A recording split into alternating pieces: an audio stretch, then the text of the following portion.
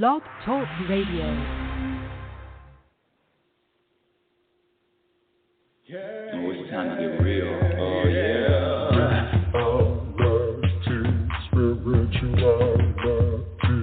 It's a new experience. Reality, spirituality. Yeah, keep your ears open for this one now. Reality, spirituality. You got a question for RLN?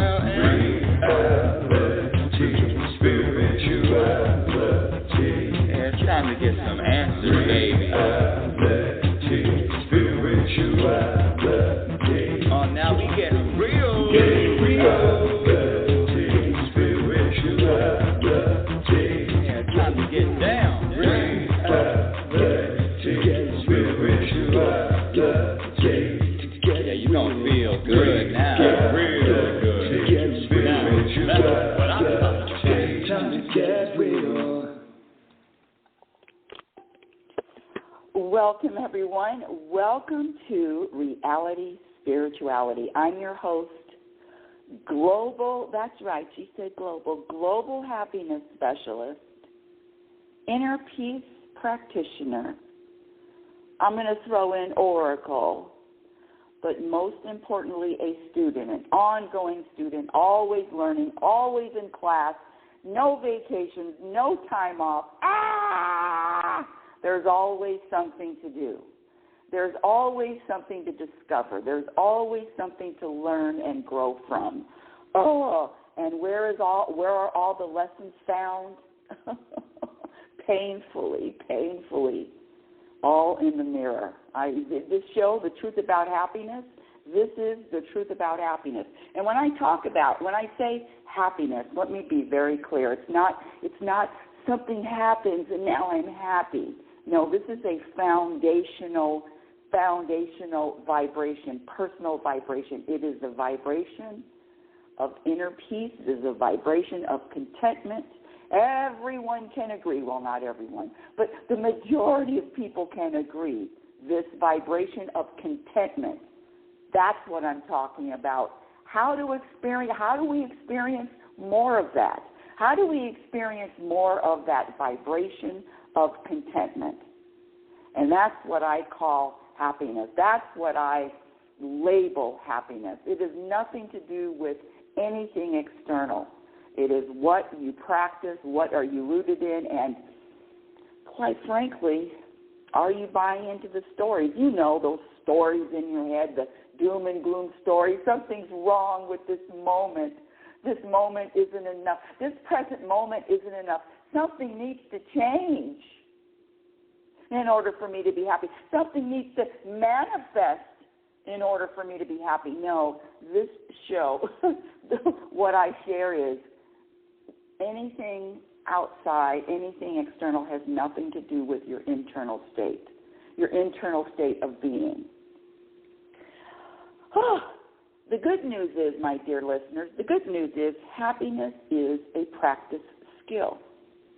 Just like any other practice, just like any other skill. The more you practice what, Rebecca? Thank you for asking. You practice eliminating the programmed behaviors that have been proven to subtract from your peace, from your inner peace and your happiness. I'm up to 54. I think I have two more that I can add, but I'm going to have to. Yeah, think about it. There are two more program behaviors. I wonder if they're already listed here. Yeah, two more program behaviors, and one of them is paying attention to numbers, caring about numbers. How much is in the bank? How many likes? Caring about the numbers. The numbers. That is going to subtract from your happiness if the numbers matter.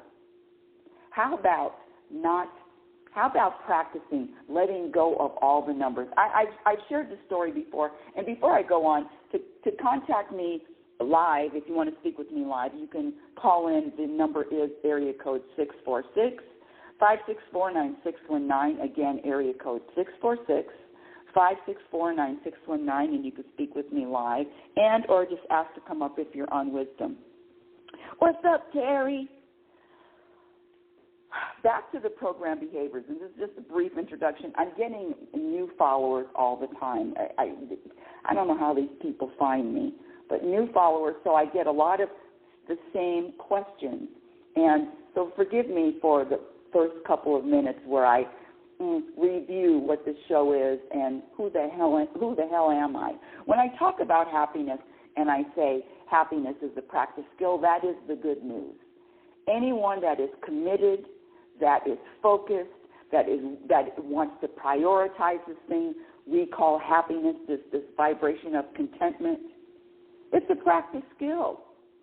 And so the first part of the practice is gradually eliminating all of those behaviors. I said I'm up to 54, maybe 55 now. Gradually eliminating the behaviors, the programmed behaviors that have been proven to subtract from your happiness. You know, behaviors like taking things personally, worrying, having fear, being impatient, rushing, blaming anyone or your circumstances for how you're feeling, or comparing yourself to someone else, talking negatively about somebody else. Oh, my goodness. Talk about an epidemic. I used to do that. It was one of my favorite things to do, talk negatively about someone else. Or a community, or a side. And I'm here to tell you that in the moment where it is, and I'm just speaking for myself, in the moment where, it seemed interesting, it seemed fun, it seemed engaging, no. Every time I'm judging or looking at someone else and making a judgment, I might as well drink poison and shoot myself in the foot. It has nothing to do the happiness when I talk about judging someone else or pointing the finger at someone else or some other people and coming up with a conclusion that isn't positive. Oh, it's the worst. It's so much more fun, my ego. Love noticing what other people are doing. Why? Well, if I'm criticizing someone else, guess what? I'm not doing that behavior, so I must be, I don't want to say it, can't say it, don't want to say it, better. So the practice is ongoing, constant. And when I say looking in the mirror, there is nobody else in that mirror but you. And what I also share is you can lie to as many people as you want and still have inner peace. But when you start lying to yourself, when you look in the mirror and you're when I say lying, not admitting to, and let me use myself as an example, not admitting to how many times I engage my ego. If I'm running off with the stories in my head about others and what they're doing and what they could be doing something else and they could be better, I already know that type of behavior, number one, it's a program. Number two, it becomes habitual. It becomes an addiction to allow, I'm speaking for myself, to allow my ego to take over the day, to take over a moment, to keep me in the past or the future. No way, ego, no. Now, there's no resistance to it, but the practice is to acknowledge, be aware. I'm aware of what my ego is doing. I'm definitely aware. And just to say, ego, I know that whatever I'm experiencing, whatever it is, however it feels, is there to serve me. I know whatever is happening, whatever comes before me, whatever is dropped in my lap, it's there to serve me. I know that, I believe that, I trust that. Next moment. Woo!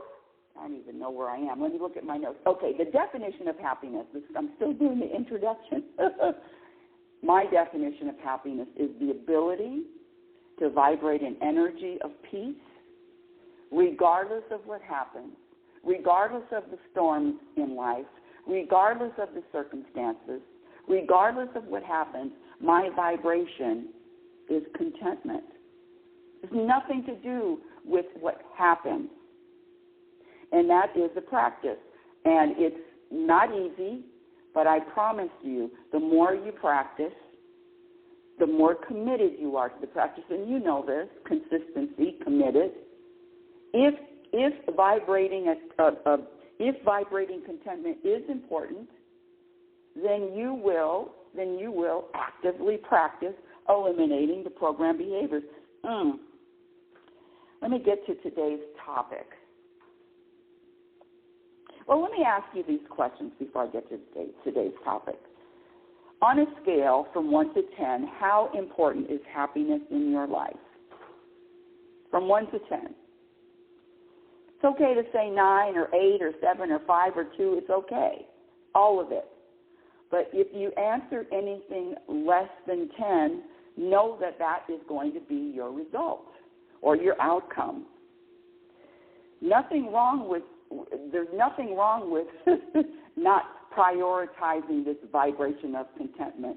I know there's other things to do. There's other priorities. I realize all of that. So whatever you practice, and how often and how committed you are to practicing eliminating program behaviors, not just talking about eliminating them, actually making an effort to be so mindful and so aware that before you even open your mouth, especially if you're in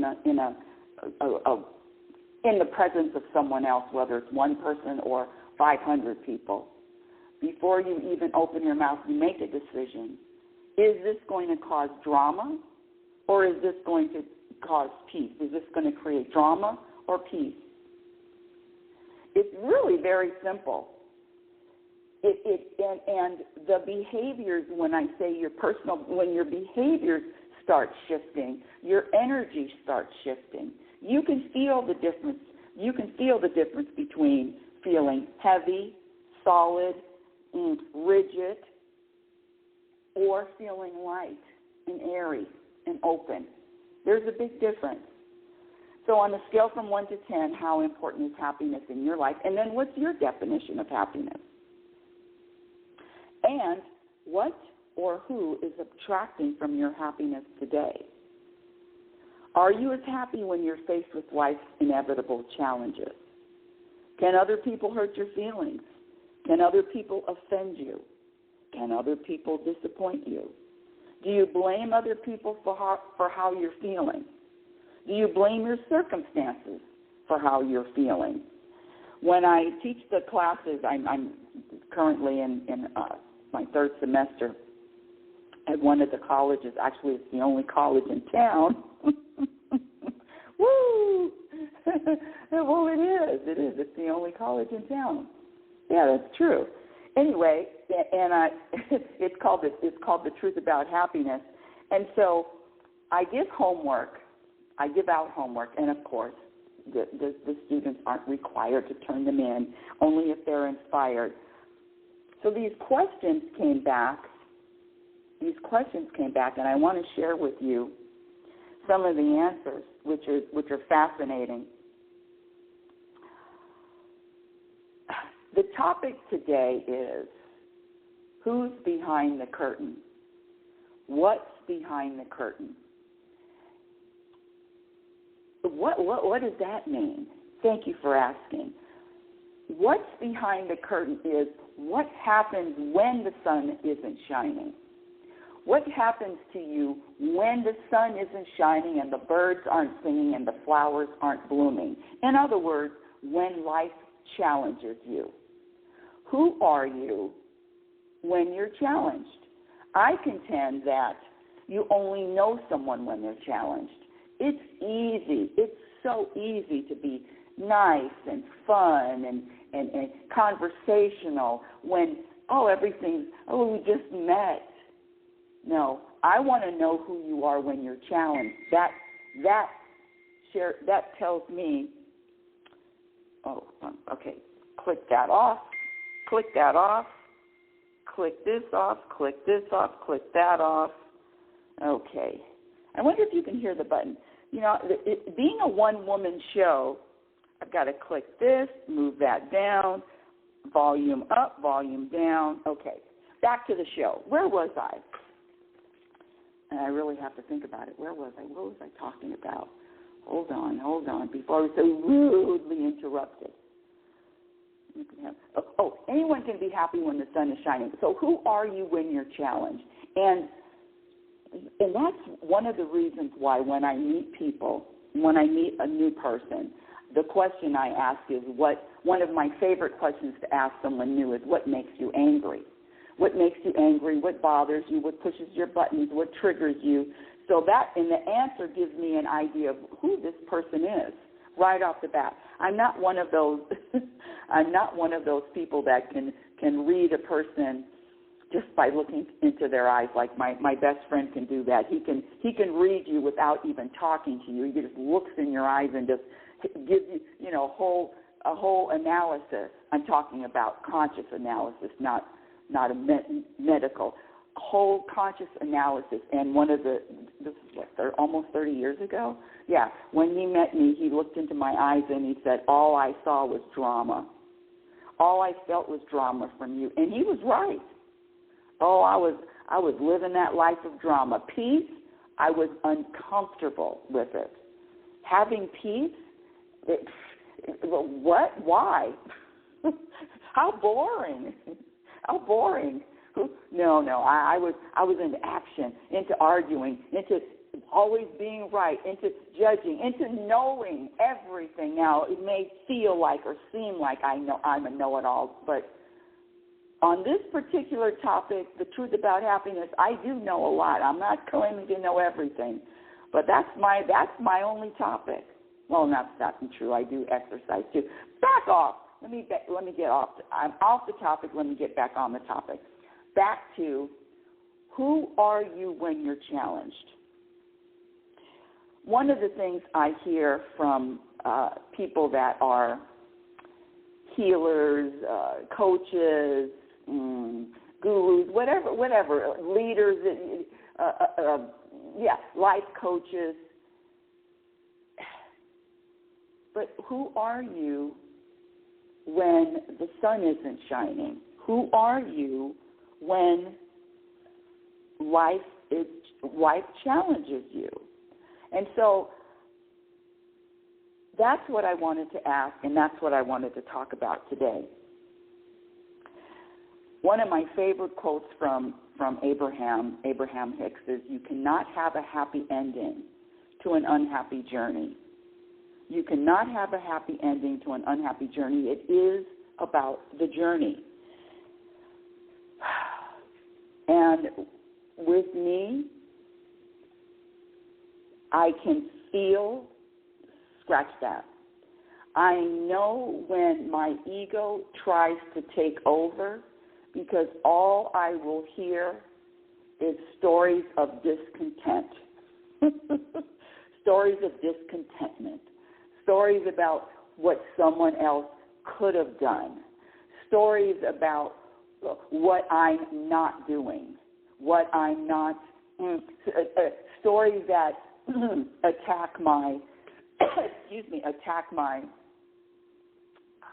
productiveness, stories that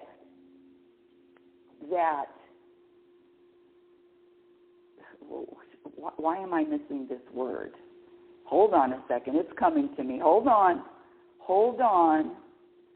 Stories that confirm the fact, what my ego likes to say, that you're lazy. Stories that confirm you're lazy. See, this struggle, and I'll let you up in just a second, Wisdom, this struggle back and forth of criticizing self, it is a program, criticizing self, making judgments of self. It is a program that is so deep. This is how deep the ego gets. You ready for this? The ego criticizes an identity that the ego created. So it is so tricky. It's so slick, weaving in and out of what's real and what's the truth. Criticizing an identity that it created? Huh? So the practice is, and let me let this person up. Hold on a second, Terry. Yes, my dear Terry. Come on up, Terry. So the practice is number one, letting go of the stories. Greetings, Terry. Welcome to Reality Spirituality again. Oh, look at this. Is this a new picture of you? Uh-oh, hold on. I can't hear you. Hold on. You're very, very faint. Are you on a speakerphone? Let's see. Hold on. Let me do this again. Let me do this. Let me see. Yeah, he was very, very, very faint. Let's try it again. If it doesn't succeed, try again. Scratch the try. I don't use the word try. Practice. Hello?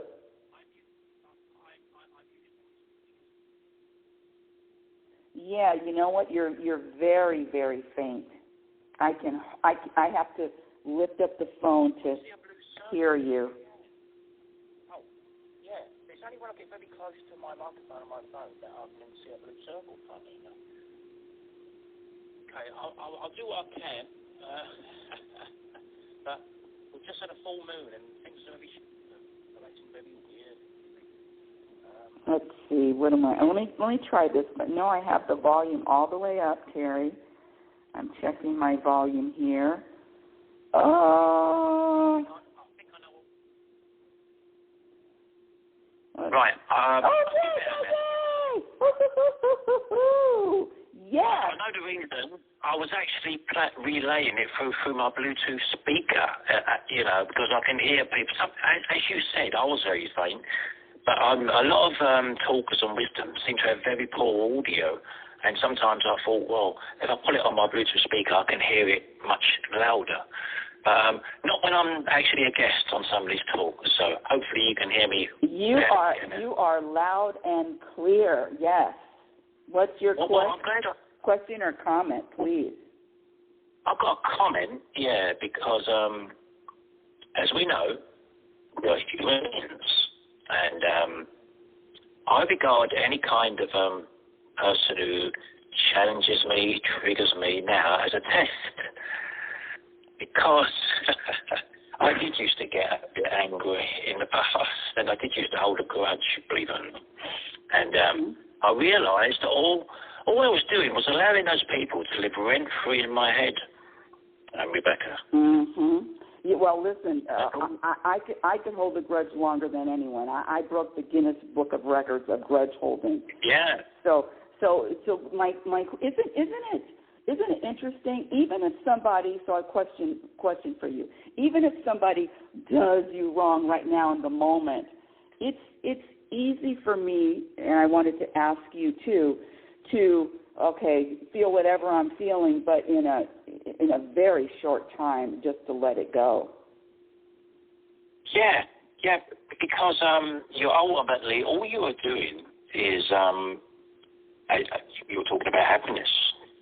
You are disturbing and destroying your happiness when you have the anger towards somebody or holding a grudge. And, I learned the lesson the hard way. It took me a good few years with it. It did. Look, listen, anybody who claims to know it all when they're in their 20s, and, this is why I look at them like, how can I put it? I look at them like it's easy to love folly in a child, and when I see somebody in their 20s trying to tell me the way life is, and I sort of look at them, smile and nod, and sort of knowingly, because it's no good trying to argue with them. They need to have their own life experience and come to a certain level of understanding. And because people, if you're in any kind of social situation where there's a group of people, right, you'd always get somebody who thinks he knows it all, or she knows it all even. And, they love the sound of their own voice, don't they, Rebecca? And, they used to trigger me as well. But now, again, I'm more of an observer, if you understand what I mean. I think you are as well now.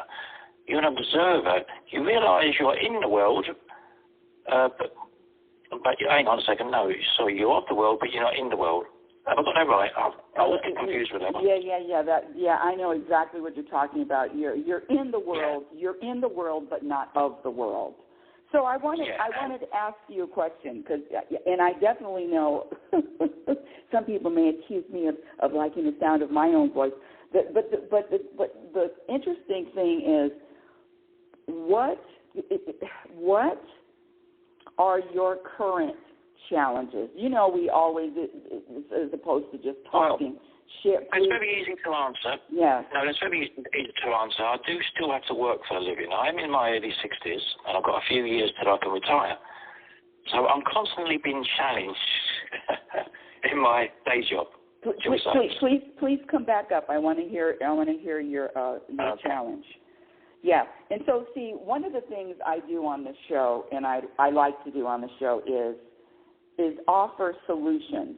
And by us, you, me, Terry, anyone listening, sharing, just like Terry, sharing their own personal challenges, we're more alike than we are different.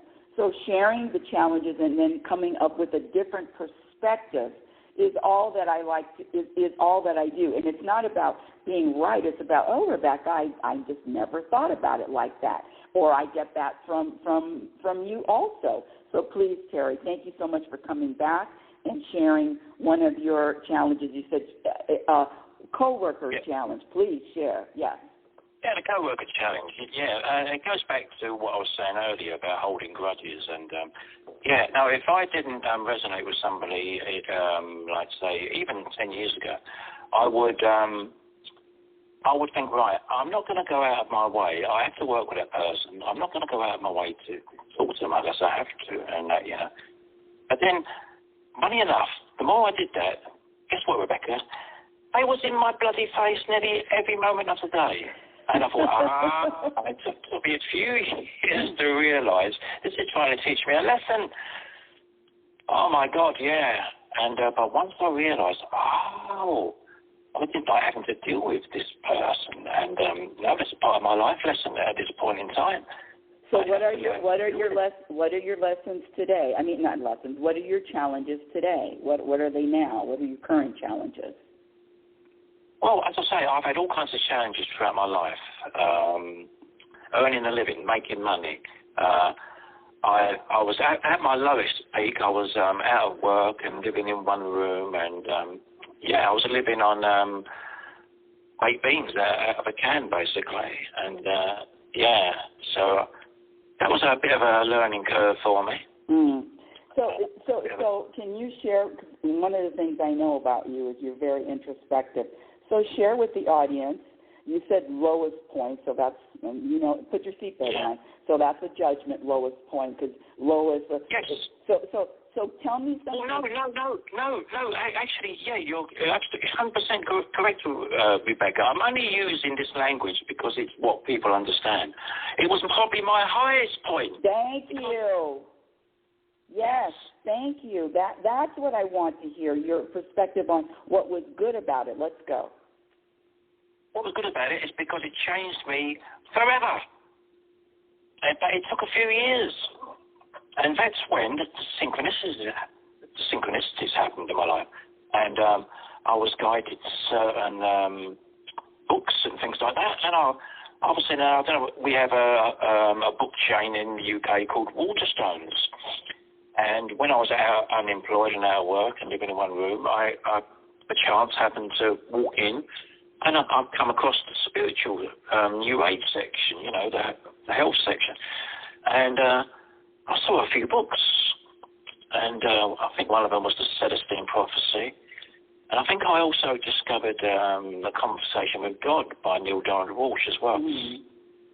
And it was a big turning point in my life, because I'd always been a sort of a spiritual person. I'd always been fascinated. Well, even when I was a boy, I was fascinated by the stars and the universe and things like that. But whenever I was forced to go to church, I always thought, this doesn't sound right to me. Mm. And, and then once I sort of started having a new awareness and the synchronicities that appeared in my life, I thought, wow, I wasn't crazy all along. I knew there was a reason why it never resonated with me, because it was a lot of bullshit, basically. Well, and, let me say this, because some people it's not bullshit. So some people are very into and believe and are guided by religion. So I understand exactly what you're saying is not really sitting or being compatible with you. It was limiting beliefs, Rebecca. Mm-hmm. Limiting belief. Yeah. It was a program, a dogma. Yes.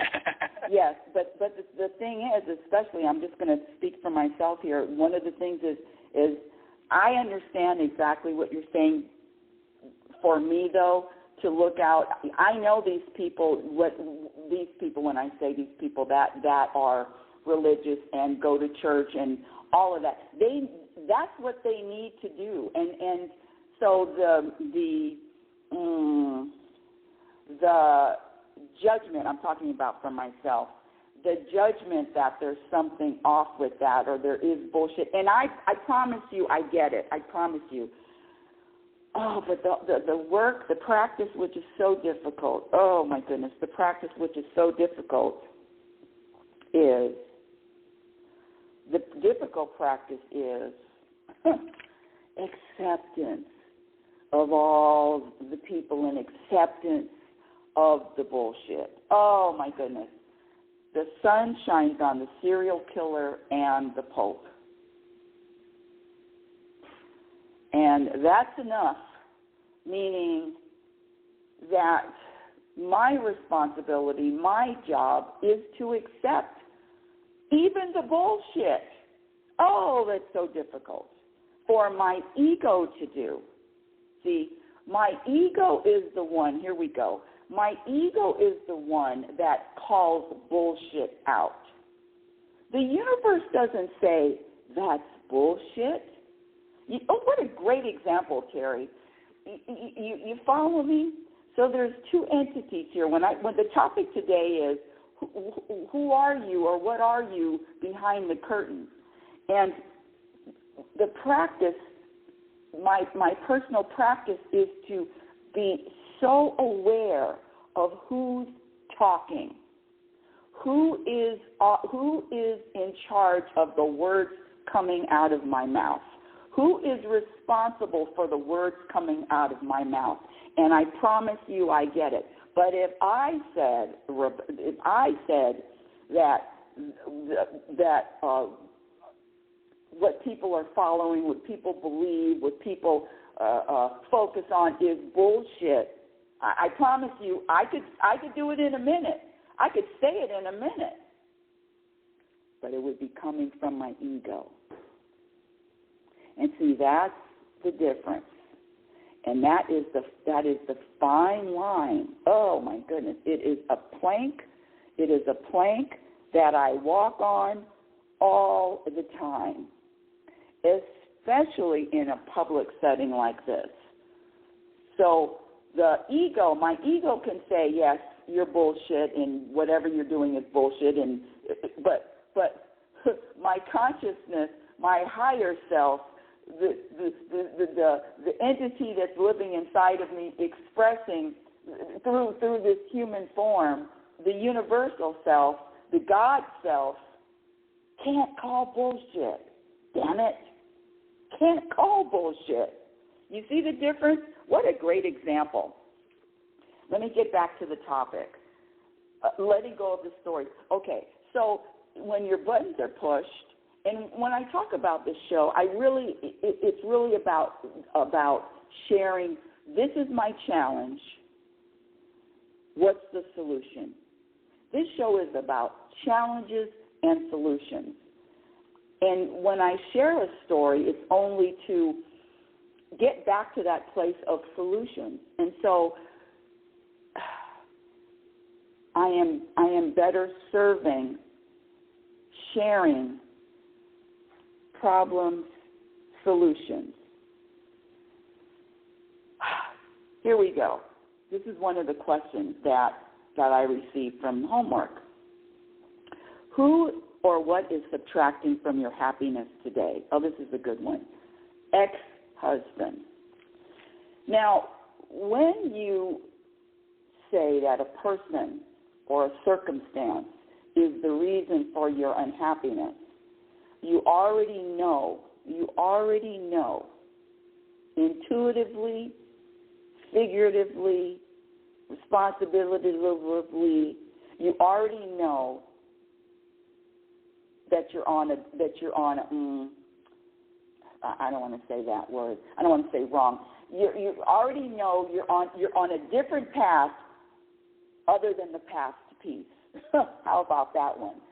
So you already know when you say that it's another person, an ex-husband, a co-worker, or a neighbor, husband, wife, children, parents. When another entity is the cause of your anxiety, or pain, suffering, unhappiness, resentment, anger, whatever, you already know that premise is off. Your feelings, your emotions, your vibrations have nothing to do with what happens externally. Your triggers, your buttons, your anger are all programs. Being triggered is a program from the past. Getting angry is a program. And everything lines up. The stories line up to support the program. That's why the stories that the ego just loves to tell, and they sound so convincing, and it's so true, and it's so right, and it's so justified that I'm upset because A, B, C, D, E, F, G, all the way down to Z. Who are you behind the curtain? I was having a conversation with someone new, and it was really interesting because I got triggered. Here we go. I got triggered, and here's the story behind my trigger. Here we go. See, there's always a story that the ego comes up with to justify the trigger. You follow how wacky this whole thing is unless you're really aware? So what happened? This gentleman was talking, and one of my triggers, and I'm smiling because if I've eliminated a lot of triggers, but some just hang on, and the reason why the triggers hang on, I'm speaking for myself, is because the ego needs to be fed. My ego, when I'm triggered, my ego is being fed. When I'm triggered, when I'm bothered, when my buttons are pushed, when I'm angry, my ego is just getting fed. Now, it's not getting fed because I'm triggered. It's not getting fed because of the anger. It's getting fed because of the stories that I use to justify or to explain the trigger. See, that's a big difference. You can feel whatever you're feeling. This isn't about stop feeling a certain way or stop getting triggered, but the story behind it, that's the hook. That's the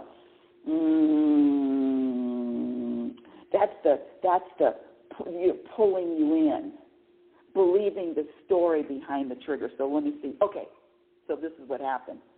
We were chatting, and this gentleman. You see, one of the things that I practice all the time is knowing your audience.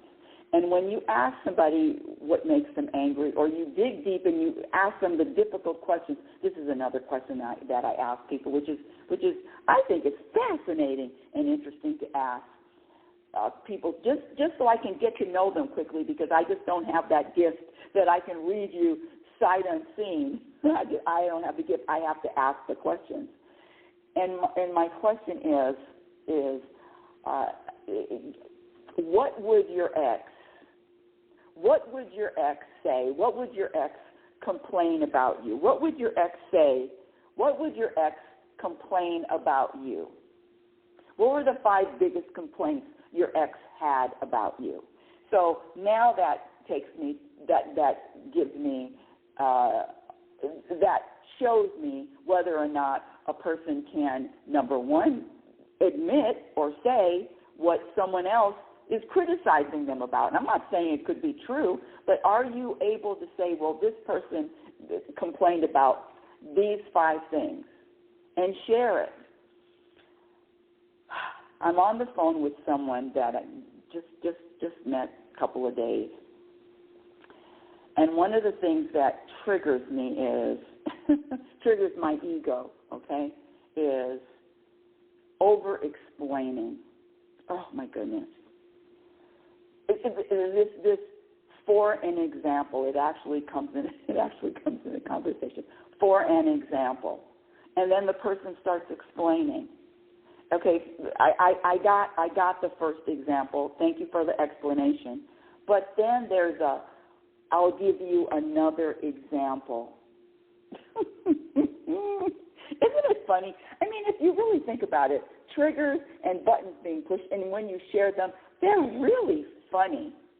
They are. I mean, come on, they're hysterical. I get upset. I get triggered because the person said, "I'll give you another example," and now my hand goes to my forehead. My eyes roll to the back of my head, and I say, "Oh, please, not another example. I got it the first example."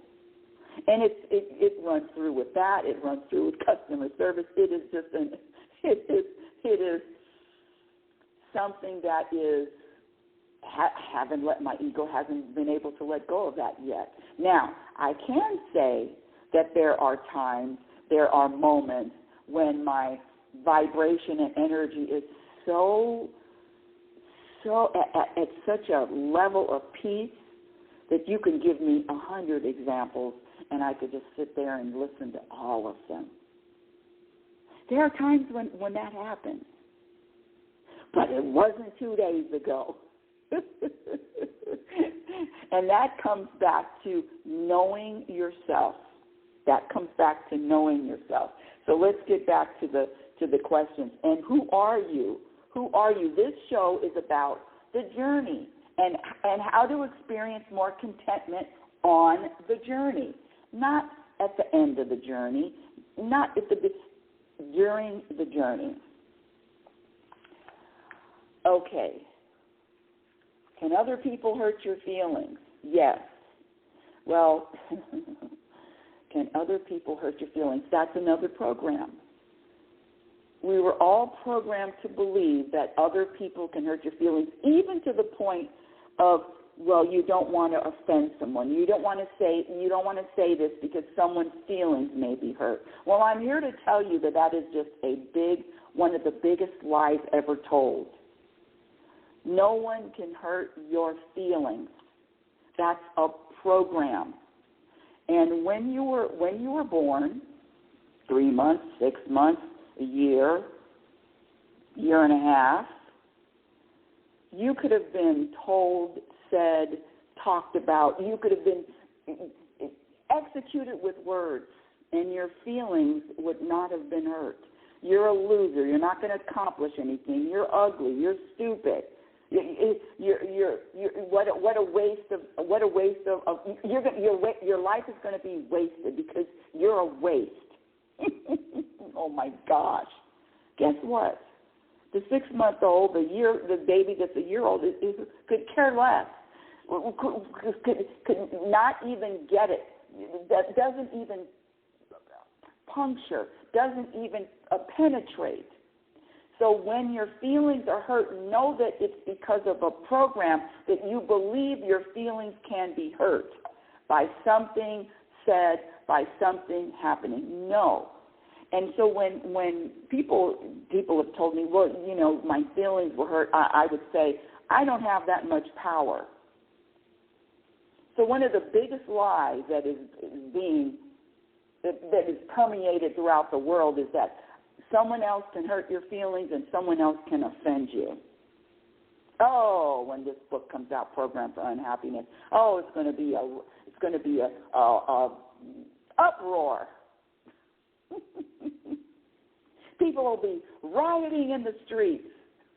My feelings are my responsibility. You can't offend me. Can you imagine that kind of a picket? You can't offend me. No matter what you say, no matter what you do, I cannot be offended. Can we start a club like that, please? And if you've listened to the show, you've heard the story a million times. I was called toxic, selfish, a waste of skin. A waste of skin. I've contributed zero to this planet. I'm useless. What I practice can't be measured. Therefore, I'm worthless, useless, selfish, toxic. And all I could do was laugh. That's the practice. Nothing anyone says to you or about you is personal. This is an impersonal world, so let's get back to the challenges. And the stories. Okay. I hear this. I talk to a lot of people throughout the week. I don't know if you've downloaded the OWL app. Download the OWL app, OWWLL. OWWLL. You can download it for free. It's on the Apple. It's in the Apple Store, and it's a free download. If you use my code, if you listen to the show, you know I never really do in the middle of the show sponsorship, but I'm just sharing this right now. You can use the code RLN, my initials, and then you get $10 to make calls. So my point is, I speak to a lot of people throughout the week on this app, on this OWL app. And one of the things that is just a constant, it keeps happening over and over and over again, are people sharing what's behind the curtain, people sharing their nothing that's on the surface. Talking about, let me see, how do I, deep questions, that's what I want to say. Deep questions that require some more introspection, questions that require more awareness, questions that require you to say, yes, that's what I've behaved like, that's what I've done, that's what I said. I'm here to tell you that however you've behaved, however you've responded, however you've reacted to any situation, seatbelt on. You're going to get an A+. I've said it before, I've said it a million times. Some people are uncomfortable about receiving an A+. But I'm here to tell you that we are all doing the best we can in every single moment. And if something happened in your life in the past, it happened for a reason. It served you for a reason. Even the most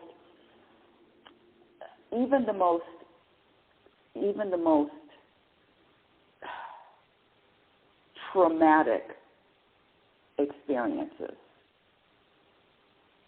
I had a woman that I spoke with a few days ago, and I've had people, talk to me, women talk to me about being raped, and I've heard a lot of stories. And this woman, but I've never heard a woman share this story about being raped, and she says, but now I can teach, now I can share, now I can assist with letting go of the shame that comes behind that, even saying it. I mean, I was so, I'm scratching now, I was so moved by her not so much the story of what happened, the trauma, but how this woman, after years, is now wearing this on her sleeve and saying, yes, this happened to me, and if it happened to you, this is what I want to share. I mean, I was lost for words with her instant, what she decided to put in front of her, which was focused on, oh my goodness, it's even hard to say, which was focused on what was, how it served her. I can't say it. She could say it. It's difficult for me how it served, because I couldn't even relate, how it served her and how she's sharing, how she is able to share something that is one of the most horrific things that could happen to anyone, woman, man, or child, to be violated and then to come up with, but this served me. Yeah, I was really overwhelmed with emotion hearing her story. But back to and that's what I'm talking about. Who are you behind the curtain? This thing, this emotion, feeling that we call shame,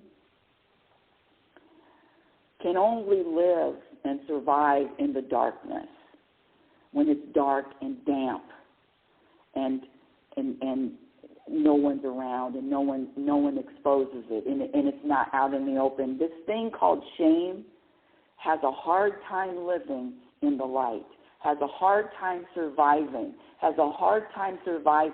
in the open. I don't even know how I got on that topic, but I just wanted to share that. This thing about shame is for me, all the shame in my life, letting everybody know what happened. And guess what? I'm not saying that it disappears, but it definitely softens. And softening an emotion or softening a feeling, softening it to the point of eventually it evaporates. Back to the question. Hold on a second. Let me find it. Can other people hurt your feelings? Can other people disappoint you? Well, there's one practice that when you do practice this, you will never be disappointed. You'll never be disappointed. You will never have your heart broken again, ever again, if you practice this one thing. And I get the pushback, that's hard, Rebecca, that's hard. Okay, yes, it may be difficult at first, like any practice is difficult at first, but the more you do it, the more consistent you are. Guess what? Never have your heart broken. Never be disappointed ever again in your life. Huh? That's the thing. You can do that. You can actually have that happen. No disappointment, no heartbreak ever. What's the answer? Thank you for asking. Practice having zero expectations. Eliminate all expectations. You eliminate all expectations, and you will never be disappointed again. Eliminate all expectations, and you will never have your heart broken again. When I experience this heartbreak, and when I'm talking about heartbreak, it usually involves family members. Oh, so disappointing. It comes back to me. All the finger pointing always comes back to me. I'm the one that had expectations of someone else. I'm the one that had expectations. And if I have expectations, just get ready to run into a brick wall. Get ready to be disappointed. Get ready to have your feelings hurt. Get ready to that. If you want to speak with me live, the number to call in is area code 646-564-9619. Again, area code 646-564-9619. Okay, here we go. Who are the people in your life that are subtracting from your happiness and why? Be honest. You can use first names or initials. So here is a homework assignment that I gave to students attending the Truth About Happiness classes in the fall semester. Who are the people in your life that are subtracting from your happiness and why? Be honest. So one of the answers is, nothing ever bothers him. Always complaining about people not meeting his expectations. Here's another person. And they're giving initials. Here's another person.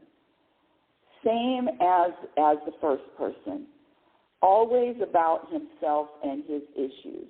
Never cares enough to ask about me and how I'm doing. Oh, I love it. What a great answer. And this is from the same person, another person. I put everyone else's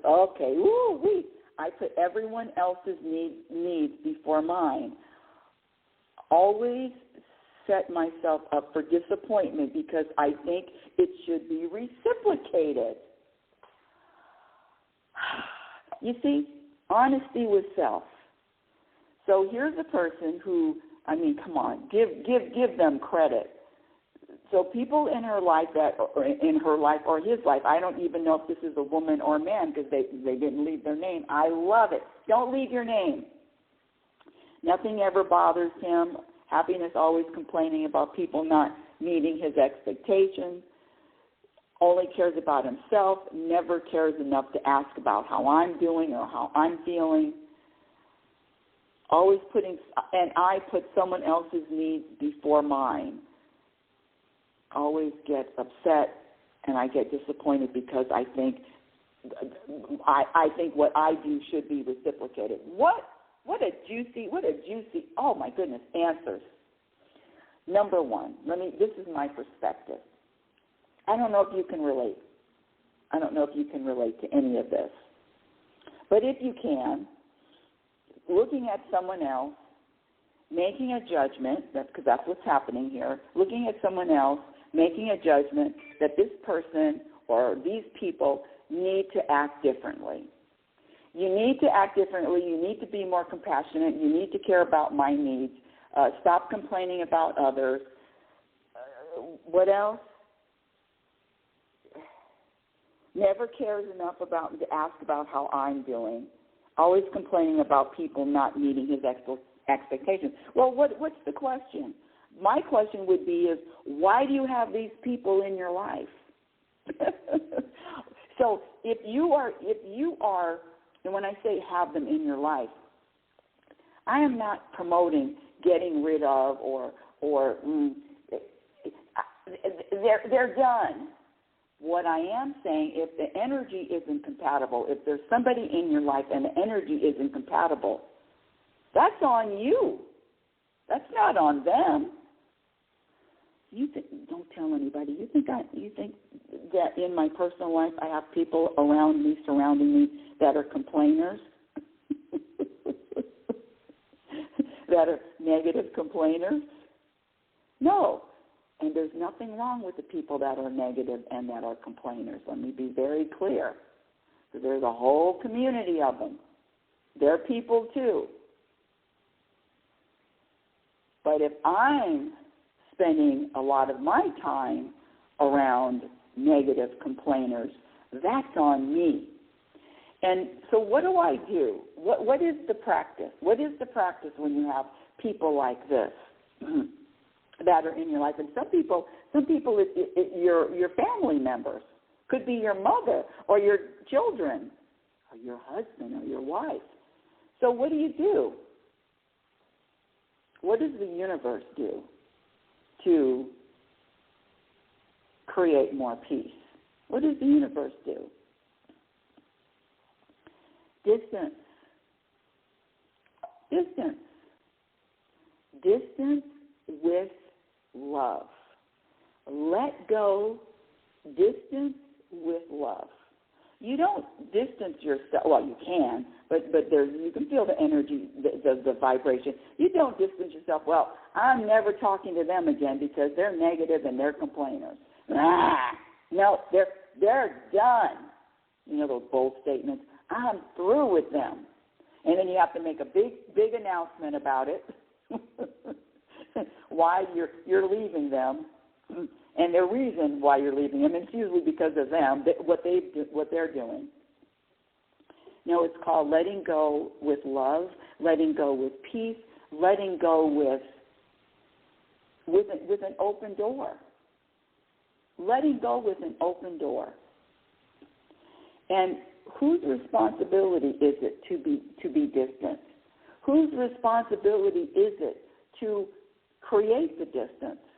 If you're on the phone with someone who is negative and complaining and the phone call is 2 hours, the phone call is an hour, the phone call is a half hour, the phone call is too long. My perspective, it's too long.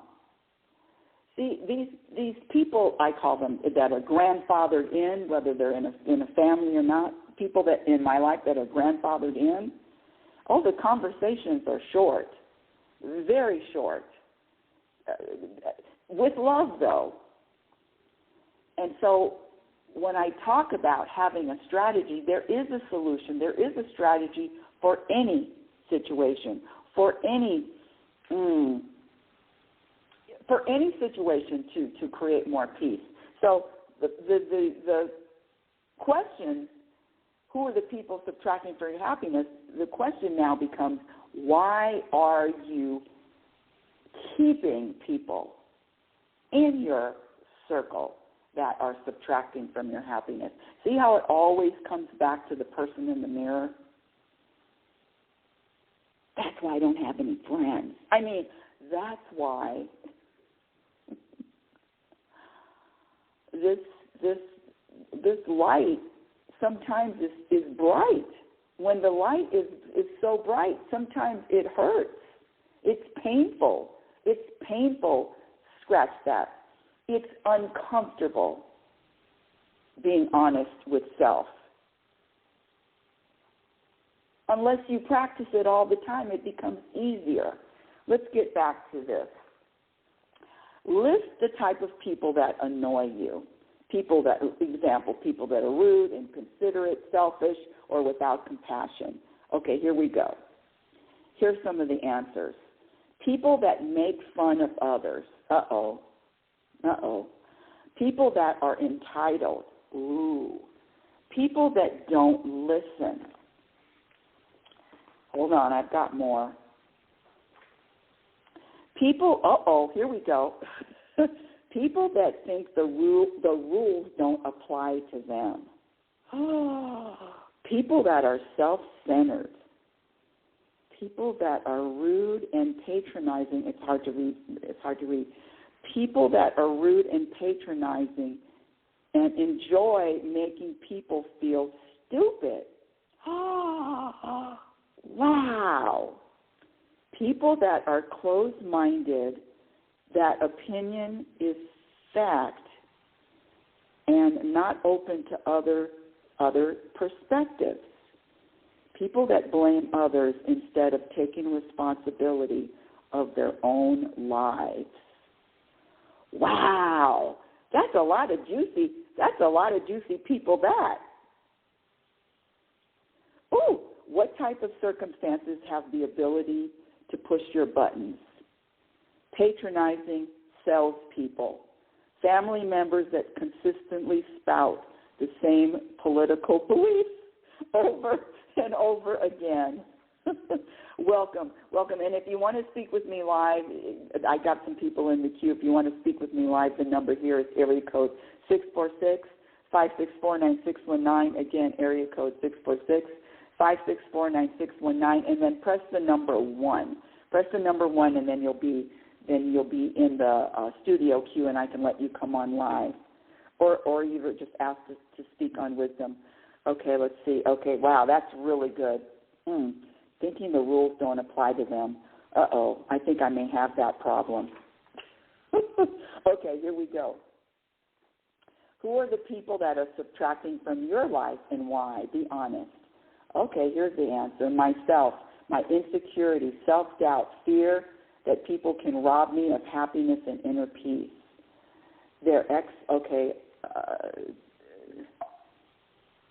Who is that? Their expectations and judgments make me feel uncomfortable, not want to be with them. Okay? You know, what good questions. What good answers. Now, if somebody is making you feel uncomfortable, okay, if somebody's making you feel uncomfortable and you can feel that they're judging you, not accepting of you, I'm just going to tell you what I do. I'm not around people like that. I mean, I used to be one of those persons that was critical and judging and of people, and I let them know what was wrong. I let them know what was wrong with them. But the joke is, it was me. It's not them. It's always the person in the mirror. That's why this practice is challenging. Okay, here we go. Who are the people in your life that are subtracting from your happiness and why? And this another initial. Almost always negative, consistently complaining, passive-aggressive, easily angered, has the right to be right, has the need to be right, bad news spreader, and judgmental. You know, it's interesting. There are some people that are addicted to sharing bad news. I mean, can't wait to share what's on the news. Can't wait. Is there anything wrong with them? I mean, do they need to change? Do they need to be different? No, they don't. It's up to you to decide to make a choice of how much time you want to spend around these people. But wanting them to be different or wanting them to be changed or wanting them to change, that is subtracting from your contentment. Wanting anyone else to be different or wanting anyone else to change so that you will feel better. You follow me? I want them to change so I will feel better. And I'm here to tell you that the work is not about anyone else changing or anyone else making adjustments. It's about you doing the work, you doing the changing. Type of people that annoy you, people that are negative, and people that are lazy. Oops. Oh, my goodness. I'm lazy. I wear it as a badge on my sleeve, if I'm wearing sleeves. Bad customer service. Complainers without solutions. You know, that is a thing. The complaining without giving a solution. Sensory overload situations, loud noises, bright lights. Okay, then I'm coming to the last one. What type of people annoy you? Oh, this is so good. People that talk too much. People that talk too much and don't give anyone else a chance. Oh, people that can't admit that they're wrong. Oh, my goodness. People who are selfish and inconsiderate. Oh, people that lack empathy. People that hold grudges forever. These are the type of people that annoy you. Isn't this a fascinating homework assignment? What type of circumstances have the ability to push your buttons? Very loud music, and when you ask for them to change or to turn the music down, they refuse to do it. Drivers who create their own lanes when there are no merges. Smells like road rage to me. Let's see. My problem is I don't have enough people in my life. My best friends have all died. Oh, my goodness. Okay. Let me just address that really quickly. Let me address that one. My problem is I don't have enough people in my life. My friends have all died. One of the things that I have found that is very, very fulfilling, very satisfying, and it never disappoints, is volunteering. Volunteering to work in a senior center, volunteering to work in a hospice facility, volunteering to work wherever, animal shelters, whatever you're passionate about or you have a lot of empathy for, volunteer. That volunteering takes me out of my life, this giving and serving and volunteer as much time as you have, even if it's just talking to someone that doesn't have anyone to talk to, or even if it's just delivering meals. Volunteer work is a guarantee to take. Well, I don't know if it's a guarantee, but will most likely take your mind off of you. Oh my goodness, volunteering at the senior center. How many years was that? Almost 3 years, I believe. And boy, oh boy, those seniors are so mean. I was mistreated. Oh, it was horrible. But I wasn't mistreated. Not all the time. But even the mistreatment can be fun. Come on. You don't take anything personally. These people at the senior center, come on now. How can a senior be disrespectful or rude or inconsiderate? I mean,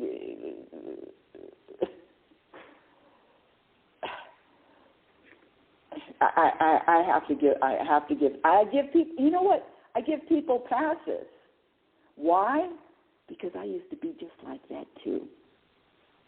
Because I had behavior that needed to be adjusted to. So who the hell am I to say, I don't need anybody to change. You be yourself, and I will make the determination of whether or not I want to be in your company. You be you. Here's another one. Okay, what type of people that annoy you? People that talk over me. People that have all the answers. People that don't speak back when I speak. What? People that don't speak back when I speak. Pretend to have it all together. Oh, wow. What type of circumstances have the ability to push your buttons? Slow drivers. People that walk in front of you when people ask questions that I didn't offer answers to. What? Don't you love people? Come on. They're so interesting. Who are the people in your life that are subtracting from your happiness? My ex-husband, who's trying to get spousal support from me, makes me feel that I won't be able to support myself and continue to live the lifestyle that I have been living. I feel angry because I always allow myself to stay in an unhealthy situation. I feel used by him. I felt stressed when I received mail from his attorney. You know, it was an interesting thing. I've been in relationships that, come on, when I didn't feel my own value, then I was in relationships that I was not valued. It still always comes back to me. Whatever relationship you find yourself in, know that relationship, even if it's serving you in some way, even to the point where you know what, I deserve to be in a different place, or I've had enough of this, next. Or, and you know, the thing about especially relationships that go back and forth, and I just call them arguing back and forth. There's conflict. There's little peace and more conflict. And I'm looking at my past relationships. Well, guess what? It was still all my responsibility. But whether or not I stayed in the relationship, and if I was staying in the relationship, I had more things to learn. There are no regrets. I have no regrets about a relationship I was in, how long I stayed, what I did, how I talked, how someone talked back to me. It all is there in this intricate thing we call life.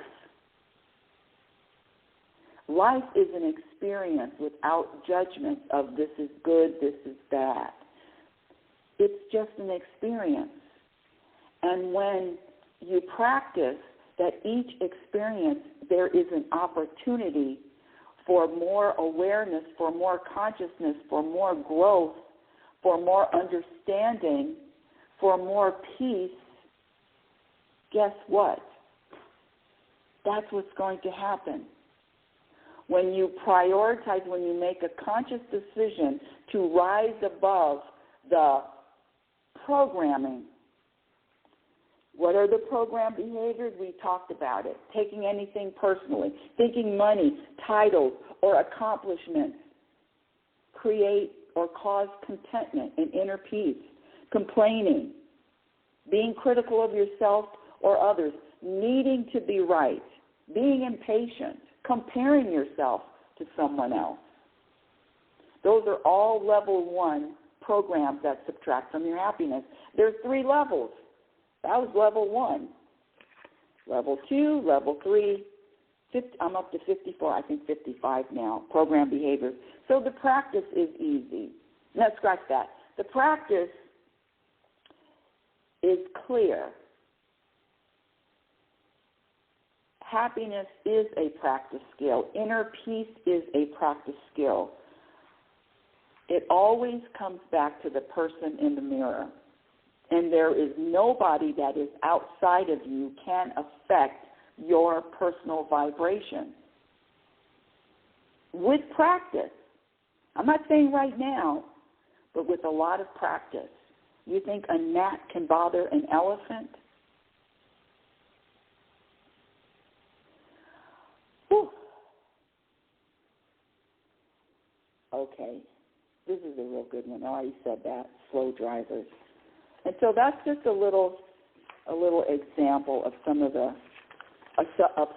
answers I received. And when we talk about people that talk too much and don't give anybody a chance to talk, can't admit when you're wrong, people who are selfish and inconsiderate, people that lack empathy, hold grudges forever. And when we label others, it doesn't matter, anything negative, whatever you label anyone negative, whatever you label them, slow, stupid, impatient, rude, inconsiderate, they only care about themselves, all of that, put your seatbelt on right now. I'll wait. You may need a crash helmet too. Anytime you label anyone else, you are talking about yourself. You cannot label anyone rude or inconsiderate unless you own rude and inconsiderate. You label someone toxic, guess what? Who's toxic? The person in the mirror. That's a tough one. Trust me, it took me a while to understand that, get it, and believe it. But that's one of the reasons why I'm not going to say, well, they're aggressive or they talk over. I mean, I recognize what people do, but I'm not going to label anyone. They're just being themselves. So either I accept who they are without judgment, or I don't. Acceptance is universal. Non-acceptance of other people is the opposite of universal. The ego's not going to accept. The ego's not going to accept other people that are different. And you know the interesting thing is, well, let me just me, and then I'll wrap up the show. This is me. The interesting thing is, and I said it a lot, I could point out what was wrong, what somebody else needed to do, what someone else needed to discover, what they needed to practice. But all of that is the program, is looking out and finding fault with, or finding something other than order, something other than this world is in divine order, something other than that, something other than not trusting that, believing that, knowing that this world is in divine order.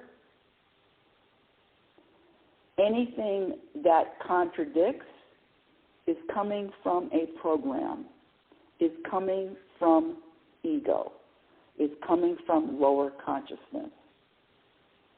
So it's the practice is just to be mindful. What entity is coming up with this story?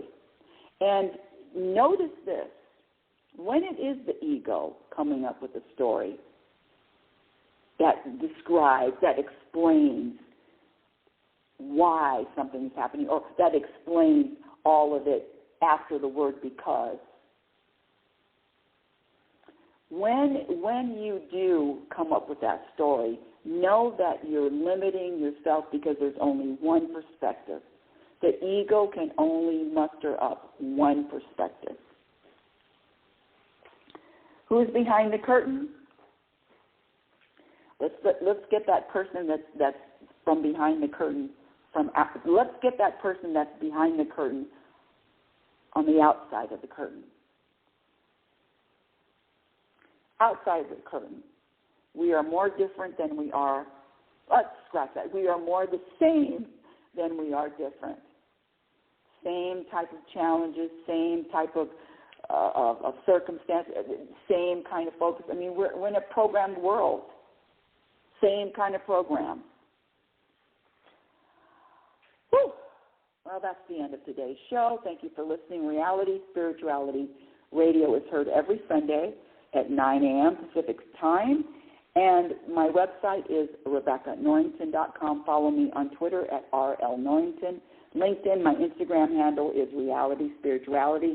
My YouTube channel is a work in progress, but feel free to check out the few videos I do have on the YouTube channel. My first book, Reality Spirituality, The Truth About Happiness, can be purchased on Amazon. It was published in 2014. The new book, Program for Unhappiness, hopefully will be out and published within, I don't know, at the end of the month. Definitely before the end of the year. It's left the editor, last minute changes, Program for Unhappiness, and in that book is going to list the 54 program behaviors that subtract from your happiness on all three levels. And until next week, my dear audience, I want you to remember who the hell you are. You are a physical extension of the universe, your conscious energy, which is always evolving and always changing, always growing. Love is patient and love is kind. Be patient and be kind to yourself by accepting yourself in every moment. Be your own best friend. Remember, you cannot have a happy ending to an unhappy journey. It is about the journey. You've been listening to Reality Spirituality Radio with yours truly, happiness specialist, you know who, Rebecca L. Norrington. And remember, happiness is a practice skill, and I promise you, the more you practice, the more peace you're going to find, and the more your experience in every moment reflects on what you practice. Have a conscious week. Thank you for listening. Oh, it's time to get real. Oh, yeah. Over to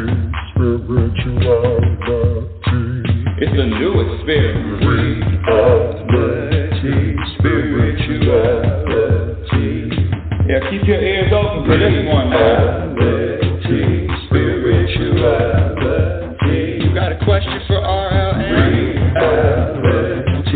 Spirituality. Yeah, it's time to get some answers, baby. Spirituality. Oh, now we getting real. Spirituality. Yeah, time to get down.